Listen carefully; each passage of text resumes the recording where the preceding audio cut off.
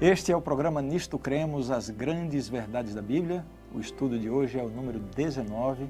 Nós vamos aprender mais sobre a lei de Deus na Bíblia.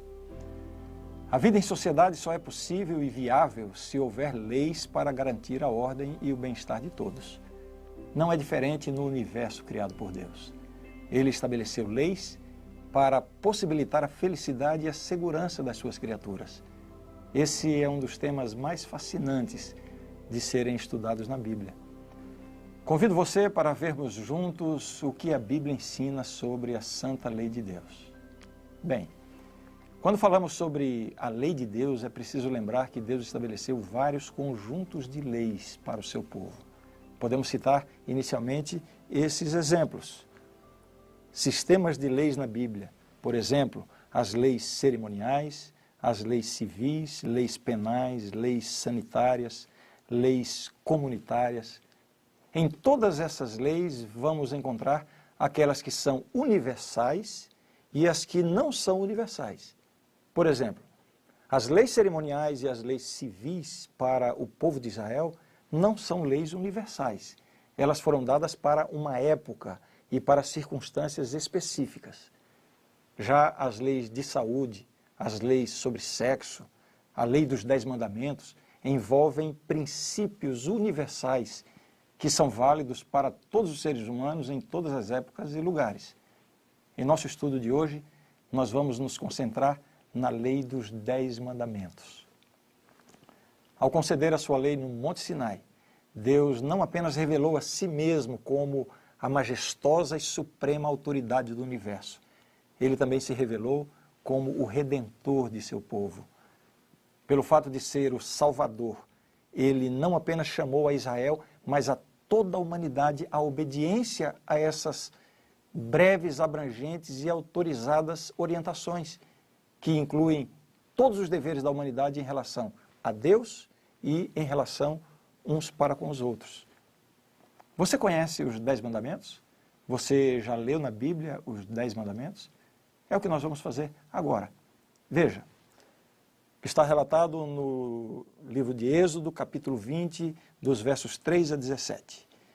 Primeiro mandamento, não terás outros deuses diante de mim. Segundo mandamento, não farás para ti imagem de escultura, nem semelhança alguma do que há em cima nos céus, nem embaixo na terra, nem nas águas debaixo da terra. Não as adorarás, nem lhes darás culto, etc. Terceiro mandamento, não tomarás o nome do Senhor teu Deus em vão, porque o Senhor não terá por inocente o que tomar o seu nome em vão. Quarto mandamento da lei de Deus, lembra-te do dia de sábado para o santificar. 6 dias trabalharás e farás toda a tua obra, mas o 7º dia é o sábado do Senhor teu Deus. Não farás nenhum trabalho, nem tu, nem o teu filho, nem a tua filha, nem o teu servo, nem a tua serva, nem o teu animal, nem o forasteiro das tuas portas para dentro. Porque em 6 dias fez o Senhor os céus e a terra, o mar e tudo o que neles há, e ao 7º dia descansou. Por isso, o Senhor abençoou o dia de sábado e o santificou. Vamos agora para o 5º mandamento. Honra teu pai e tua mãe, para que se prolonguem os teus dias na terra que o Senhor teu Deus te dá. 6º mandamento, não matarás. 7º mandamento, não adulterarás. 8º mandamento, não furtarás. 9º mandamento, não dirás falso testemunho contra o teu próximo. E finalmente o 10º mandamento, não cobiçarás a casa do teu próximo. Não cobiçarás a mulher do teu próximo, nem o seu servo, nem a sua serva, nem o seu boi, nem o seu jumento, nem coisa alguma que pertença ao teu próximo. Muito bem. Eu quero convidar você para analisarmos em detalhes profundos a respeito desse tema, da lei de Deus. Nós vamos dividir o nosso estudo em 4 tópicos principais. Primeiro, qual a natureza da lei de Deus? Qual a vigência da lei dos 10 mandamentos? Quais as funções dessa lei?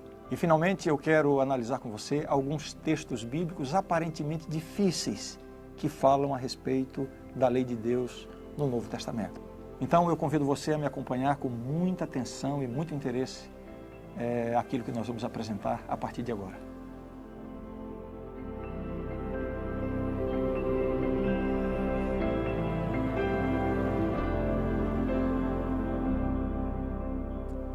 Então, primeiramente, nós vamos ver qual é a natureza da lei de Deus. Vejamos agora alguns aspectos que dizem respeito à natureza da lei de Deus, dos 10 mandamentos.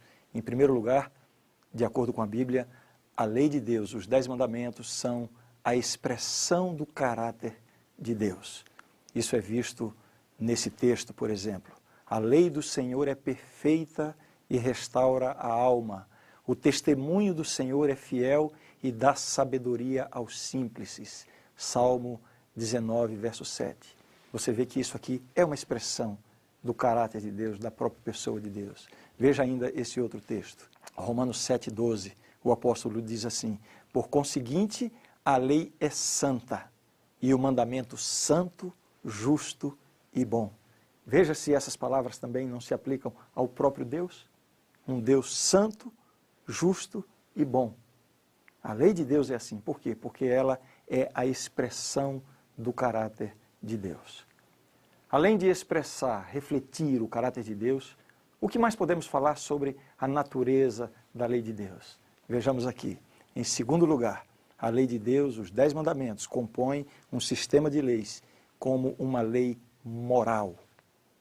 Uma lei que tem um aspecto moral.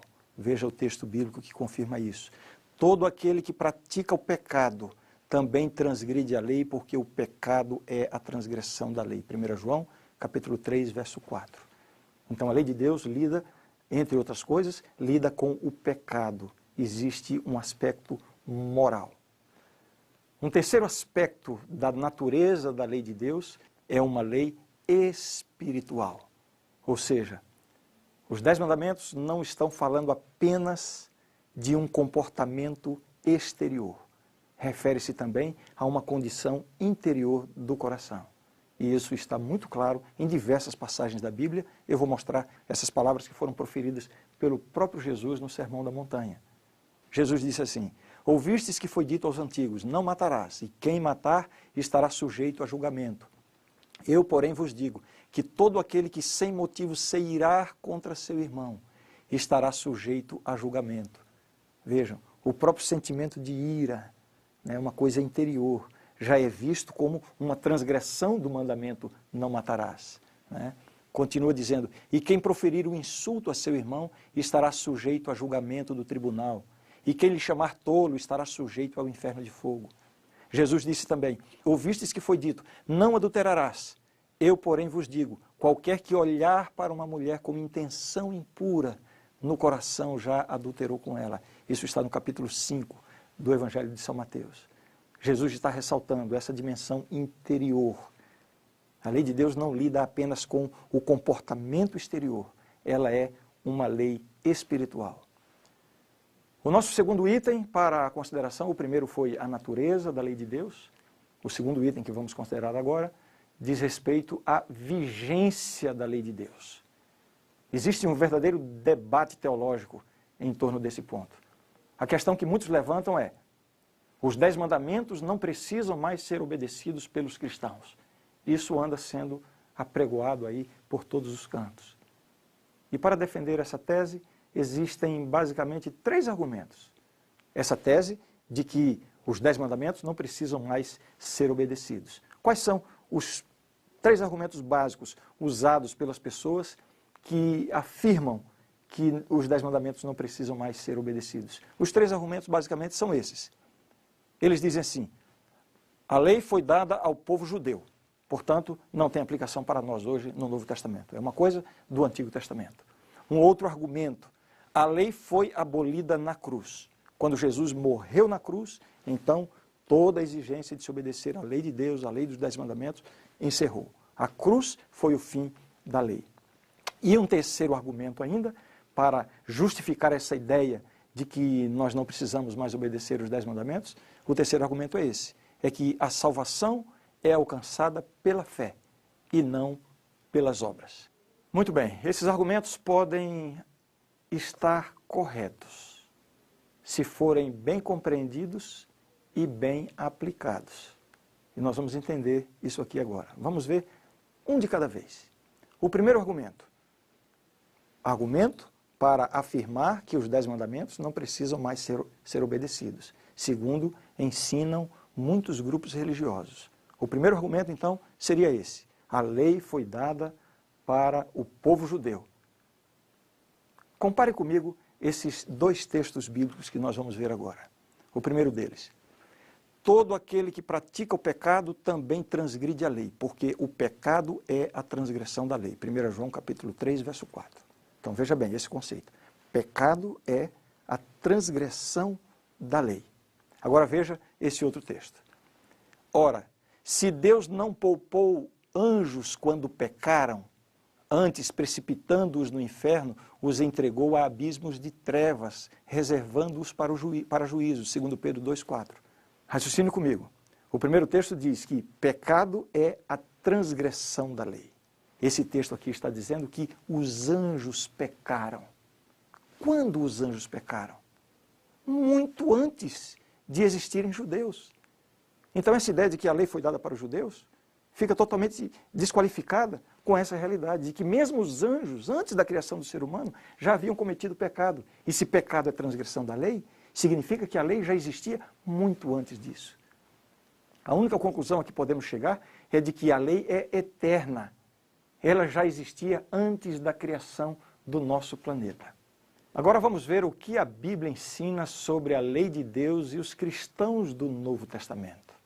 Porque esse debate em relação à lei de Deus, os argumentos é de que não, os 10 mandamentos são coisa do Antigo Testamento. O que a Bíblia fala no Novo Testamento a respeito da lei de Deus? Vamos ver algumas coisas aqui. Primeiramente, esse texto do Apocalipse, que diz assim: aqui está a perseverança dos santos, os que guardam os mandamentos de Deus e a fé em Jesus. Portanto, no Novo Testamento, há referência a um povo de Deus. E uma das características desse povo, qual é? Guardar os mandamentos de Deus. A outra característica é a fé em Jesus. Acabamos de ver aqui, com relação ao primeiro argumento, que a lei foi dada ao povo judeu. Nós acabamos de checar que os princípios da lei de Deus existiam muito antes do povo judeu. É uma lei eterna. Vamos ver agora o segundo argumento. Vamos ler então alguns textos bíblicos que tratam desse ponto. Acompanhem com atenção. O primeiro texto, Romanos 10, 4. Porque o fim da lei é Cristo, para a justiça de todo aquele que crê. Ué, parece que esse texto está confirmando esse argumento de que a lei perdeu a validade. Porque se o fim da lei é Cristo, então significa que não precisamos mais obedecer aos 10 mandamentos? Veja ainda esse outro texto. Mas agora em Cristo Jesus, vós que antes estáveis longe, fostes aproximados pelo sangue de Cristo, porque Ele é a nossa paz, o qual de ambos fez um, e tendo derribado a parede da separação que estava no meio, a inimizade, aboliu na sua carne a lei dos mandamentos na forma de ordenanças, para que dos dois criasse em si mesmo um novo homem, fazendo a paz. Efésios 2, versos 13 a 15. Esse texto aqui também parece que está dizendo que a lei dos 10 mandamentos não precisa mais ser observada, ser obedecida. Como é que diz aí? Aboliu na sua carne a lei dos mandamentos na forma de ordenanças. Mas vejamos ainda um terceiro texto. Colossenses capítulo 2, versos 13 e 14. E a vós outros que estáveis mortos pelas vossas transgressões e pela incircuncisão da vossa carne, se deu vida juntamente com ele, perdoando todos os nossos delitos, tendo cancelado o escrito de dívida que era contra nós e que constava de ordenanças, o qual nos era prejudicial, removeu-o inteiramente, encravando-o na cruz. Vejam. Tendo cancelado o escrito de dívida que era contra nós, constava de ordenanças, encravando-o na cruz. Bom, a gente vai ter que resolver esse problema. Mas, primeiramente, eu vou mostrar para você textos que revelam de forma muito clara que a lei de Deus não foi abolida, não perdeu a validade, tá bom? Depois eu vou voltar para explicar em detalhes esses textos aqui. Mas preste atenção a essas passagens que falam a respeito da validade da lei de Deus. Palavras do próprio Jesus. São Mateus capítulo 5, versos 17 a 19. Não penseis que vim revogar a lei ou os profetas. Não vim para revogar, vim para cumprir. Porque, em verdade vos digo, até que o céu e a terra passem, nenhum i ou um tio jamais passará da lei até que tudo se cumpra. Aquele, pois, que violar um destes mandamentos, posto que dos menores, e assim ensinar aos homens, será considerado mínimo no reino dos céus. Aquele, porém, que os observar e ensinar, esse será considerado grande no reino dos céus. Esse texto dispensa qualquer explicação. Quero ler ainda alguns outros textos confirmando a validade, a vigência da lei de Deus de forma muito clara. Tito, capítulo 2, versos 10 e 11. Não furtem, pelo contrário, deem prova de toda fidelidade, a fim de ornarem em todas as coisas a doutrina de Deus, nosso Salvador, porquanto a graça de Deus se manifestou salvador a todos os homens. Por que a Bíblia está dizendo aqui, não furtem? Será que furtar deixou de ser pecado no Novo Testamento? Porque se Jesus morreu na cruz e aboliu a lei é que diz, não furtarás. Mas o Novo Testamento está dizendo o quê? Não furtem. Por quê? Porque furtar continua sendo uma transgressão da lei de Deus. Veja ainda esse outro texto. Romanos 7, verso 12. Por conseguinte, a lei é santa, e o mandamento santo e justo e bom. Uma expressão do próprio caráter de Deus. Mas aqui fica essa aparente contradição. Eu li inicialmente alguns textos que parece que dão a entender que a lei de Deus foi abolida na cruz, foi cancelada, foi cravada na cruz e expressões do tipo. Como explicar essa contradição? Bem, a Bíblia faz uma diferença entre a lei moral dos 10 mandamentos e a lei cerimonial do Antigo Testamento. E às vezes nós podemos ler de uma e pensar que o texto está falando da outra. Só para você saber o que era a lei cerimonial. A principal ordenança dessa lei era o sacrifício de animais. Como é que acontecia isso? Um israelita cometia um pecado, se sentia culpado por isso, então ele tinha que cumprir um ritual estabelecido pela lei.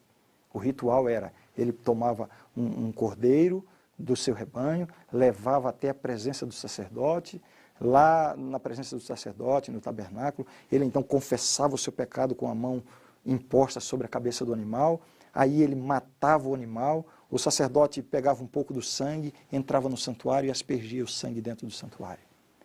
Isto era uma ordenança, era um ritual, era uma lei cerimonial que simbolizava aquilo que Jesus iria fazer. Eles estavam vivendo na época antes de Jesus. Esse cordeirinho era um símbolo de Jesus Cristo, uma vítima inocente que não tinha nada a ver com o pecado do pecador. E o pecador tinha que ter essa noção, que para ser perdoado, uma vítima inocente iria morrer no seu lugar.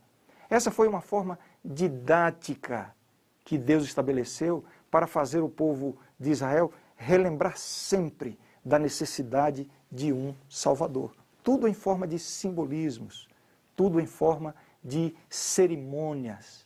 Qual é a diferença entre a lei cerimonial e a lei moral?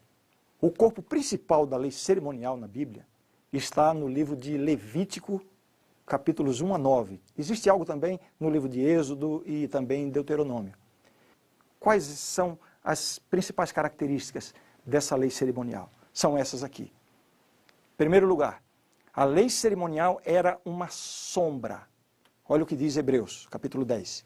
Ora, visto que a lei tem sombra dos bens vindouros, não a imagem real das coisas, nunca jamais pode tornar perfeitos os ofertantes com os mesmos sacrifícios que ano após ano, perpetuamente, eles oferecem. Está falando de quê? Duas coisas importantes nesse texto. Primeiro, está dizendo que a lei tem sombra, funciona como uma sombra. E de que lei está falando? Está falando aqui dos 10 mandamentos? Claro que não, porque está fazendo referência aqui aos ofertantes, aos sacrifícios. claramente está tratando da lei cerimonial, que era uma sombra. A primeira característica, portanto, da lei cerimonial. A segunda característica da lei cerimonial é que ela foi abolida na cruz. Vejam, esse texto está falando aqui do momento em que Jesus morreu na cruz. Aí aconteceu o seguinte: eis que o véu do santuário se rasgou em duas partes, de alto a baixo. Tremeu a terra, fenderam-se as rochas. Esse evento é extremamente significativo. O que era esse véu do santuário? Lembra que todo o sistema cerimonial estava baseado no santuário? Quando acontecia um sacrifício, o sacerdote pegava um pouco do sangue, levava lá para dentro e aspergia um pouco. Ou seja, o santuário em Israel era o centro de toda essa economia cerimonial, esse ritualismo cerimonial, a lei cerimonial. E dentro do santuário havia uma divisão, o lugar santo e o lugar santíssimo. O lugar santíssimo só era entrado uma vez por ano pelo sumo sacerdote. Era uma coisa muito solene. Com a morte de Cristo, acontece uma coisa sobrenatural. O véu do santuário, o véu que separava o lugar santo do lugar santíssimo, foi rasgado. Uma demonstração que o próprio Deus deu, de que todo aquele sistema cerimonial havia sido o quê? Anulado, cancelado. Essas são, portanto, as duas principais características da lei cerimonial. Era uma sombra representativa do verdadeiro sacrifício. As cerimônias apontavam para Jesus. E a segunda característica é que ela foi abolida com a morte de Cristo. Ou seja, a sombra encontrou o verdadeiro. Um conjunto de cerimônias que apontava para a morte de Cristo. Quando Cristo morreu, as cerimônias perdem o seu valor.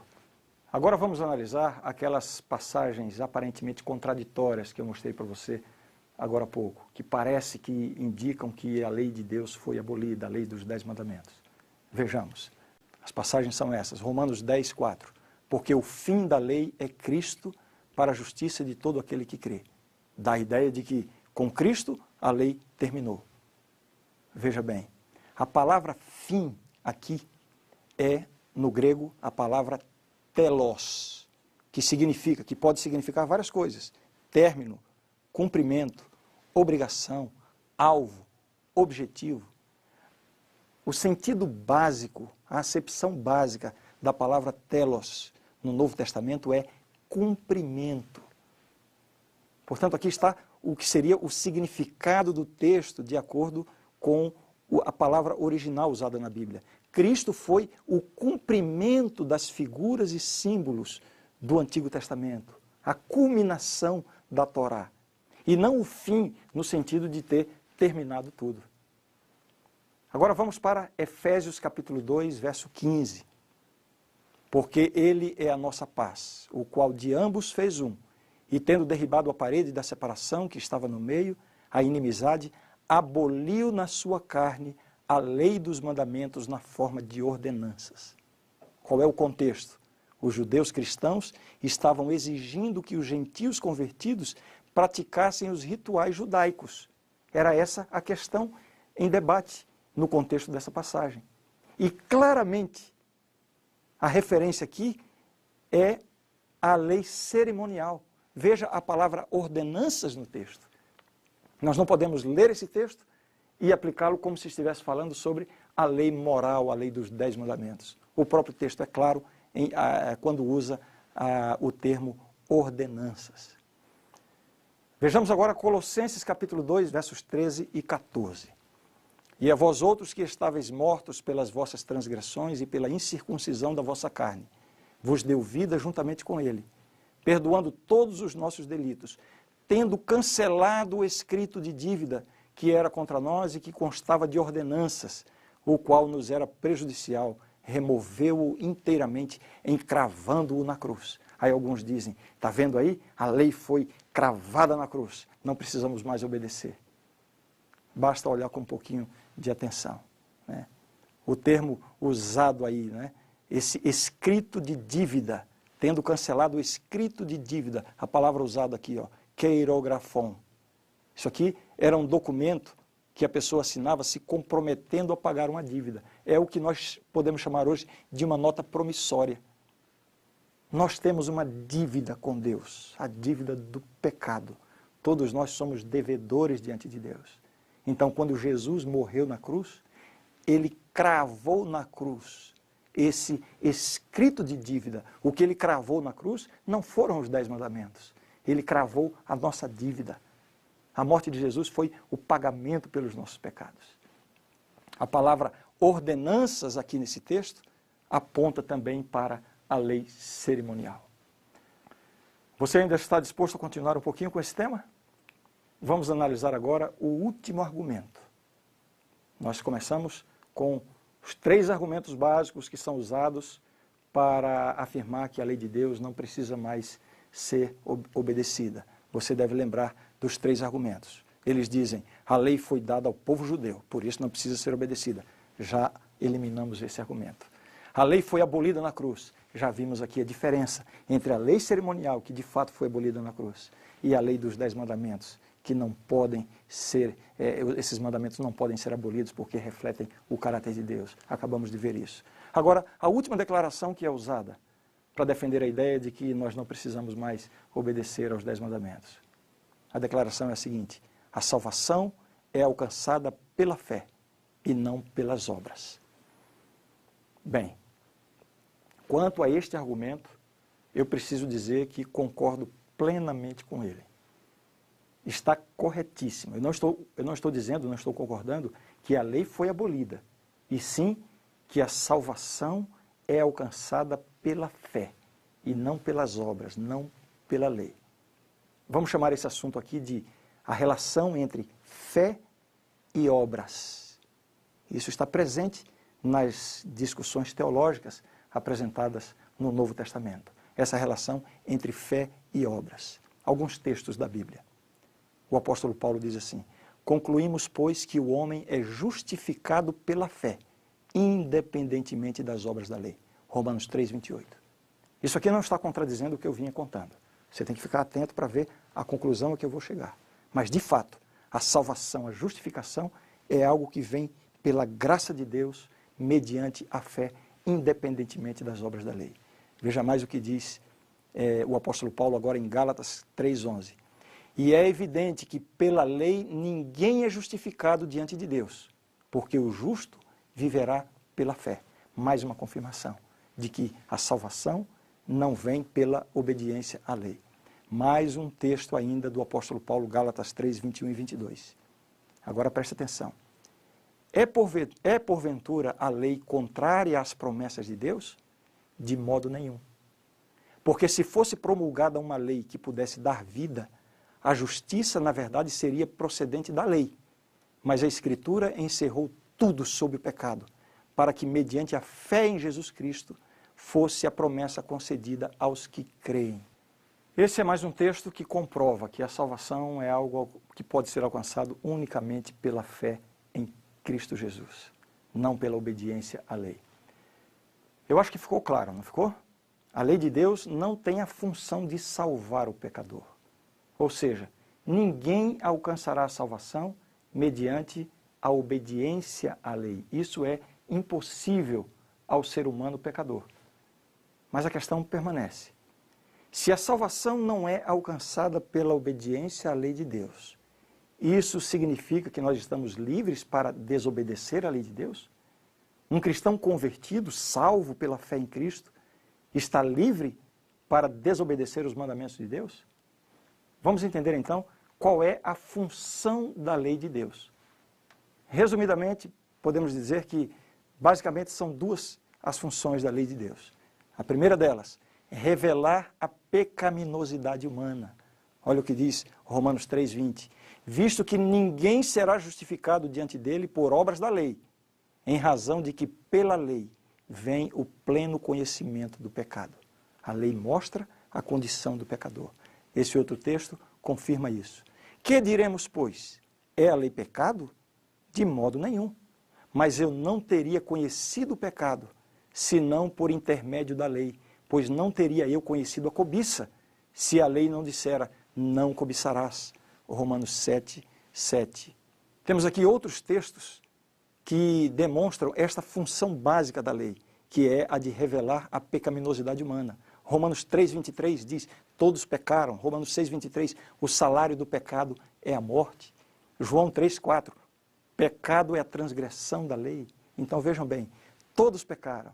O salário do pecado é a morte. Pecado é a transgressão da lei. Então a lei tem essa primeira função, nos mostrar a condição de pecador que cada um de nós vive. Nesse sentido, nós podemos dizer que a lei funciona como um espelho.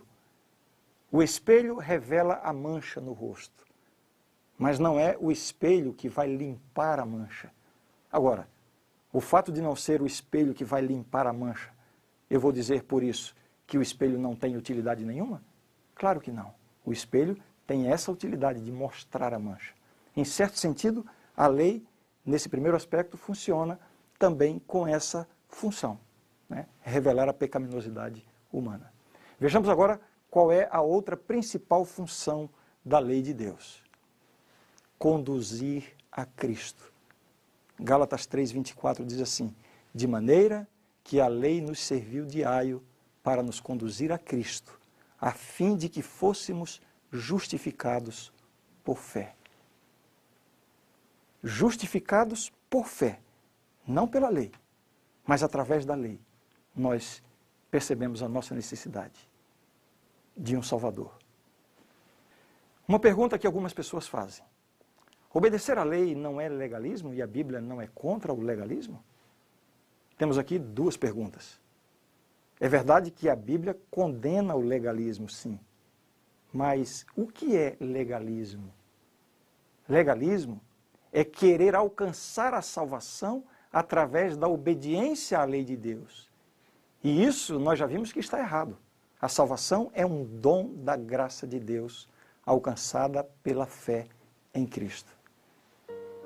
Sabe, independente de toda essa argumentação bíblica, isso aqui é uma questão até de bom senso. Há muitos anos eu recebi em minha casa um missionário de certa denominação cristã. Sem fazer muitas delongas, ele rapidamente começou a tentar me convencer de que os 10 mandamentos não precisam mais ser obedecidos. E ele dizia, porque em Cristo estamos livres da escravidão da lei. Muito bem. Em primeiro lugar, eu fiquei assim até admirado com o fervor e a convicção daquele sincero filho de Deus. Daí, sem usar nenhuma dessas passagens bíblicas que acabei de usar aqui, sem falar nada sobre lei moral e lei cerimonial, sem discutir com ele sobre essas funções da lei de Deus, simplesmente eu pedi que ele abrisse a Bíblia dele e começasse a ler os 10 mandamentos. Na medida em que ele lia cada mandamento, eu interrompia e fazia a pergunta, este mandamento foi abolido? Os cristãos do Novo Testamento podem transgredi-lo sem nenhum problema aos olhos de Deus? Imagine só, ele leu, não terás outros deuses diante de mim. Daí eu fiz a pergunta, esse mandamento foi abolido? Ele respondeu com a voz meio trêmula, não, esse aqui não foi abolido.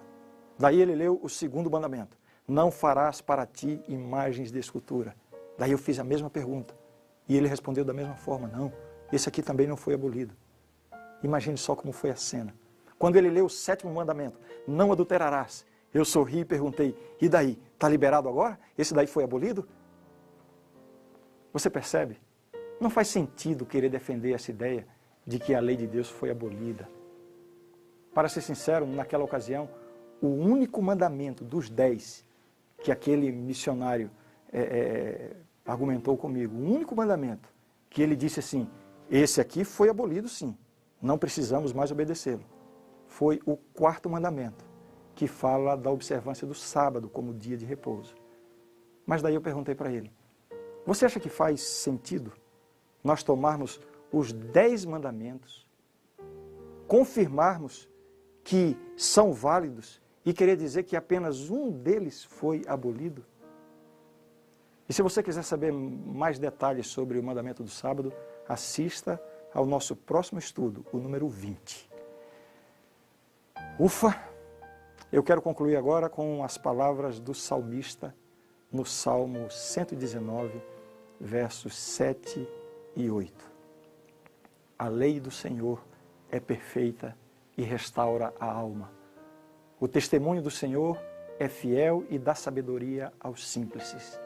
Os preceitos do Senhor são retos e alegram o coração. O mandamento do Senhor é puro e ilumina os olhos.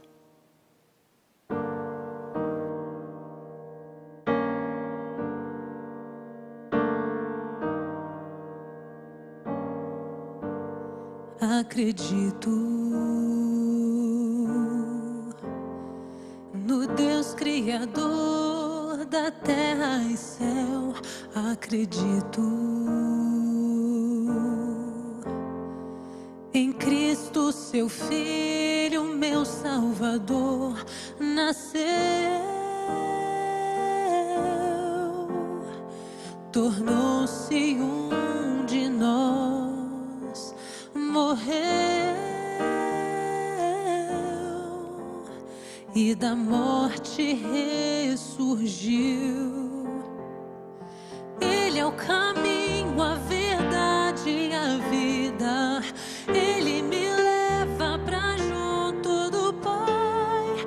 Serei fiel, guardarei os seus mandamentos.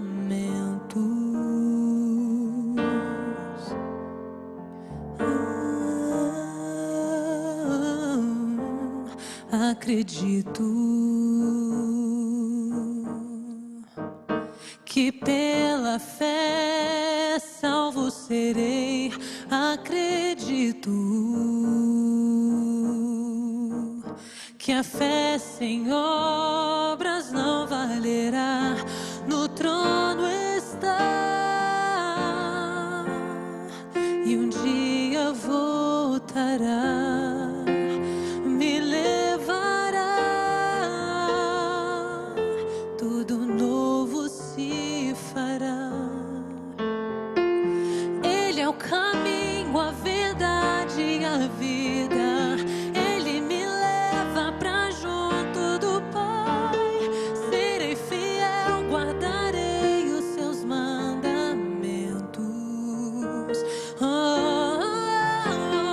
Ele é o caminho, a verdade e a vida.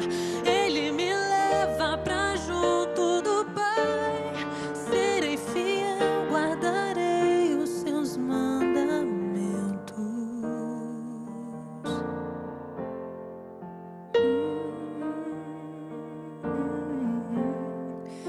Não se turbe o teu coração. Crê em Deus, confia em Jesus. Preparando a tua casa, Ele está. Em breve Ele virá pra te buscar.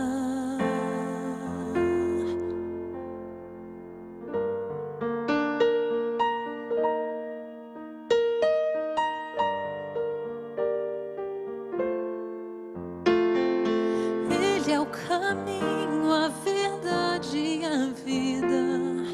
Ele me leva pra junto do Pai. Serei fiel, guardarei os seus mandamentos.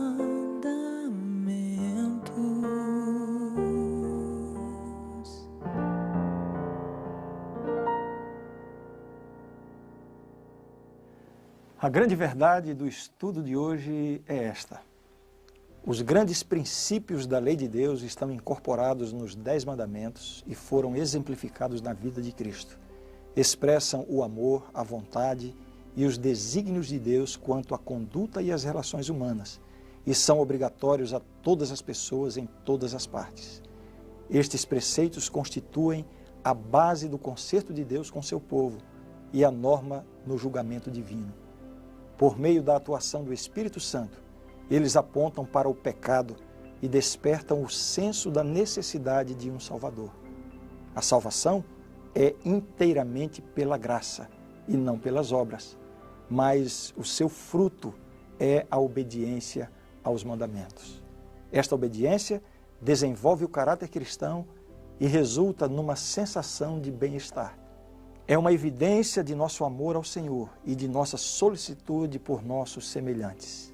A obediência por fé demonstra o poder de Cristo para transformar vidas e fortalece, portanto, o testemunho cristão. Esta é a verdade e eu creio nisto. No nosso próximo estudo, nós vamos nos aprofundar mais sobre o quarto mandamento da lei de Deus, o sábado. Por que a maioria dos cristãos observa o domingo em lugar do sábado? O que aconteceu ao longo da história? Vamos ver então com muita atenção esse tema que você não pode perder. A gente se vê.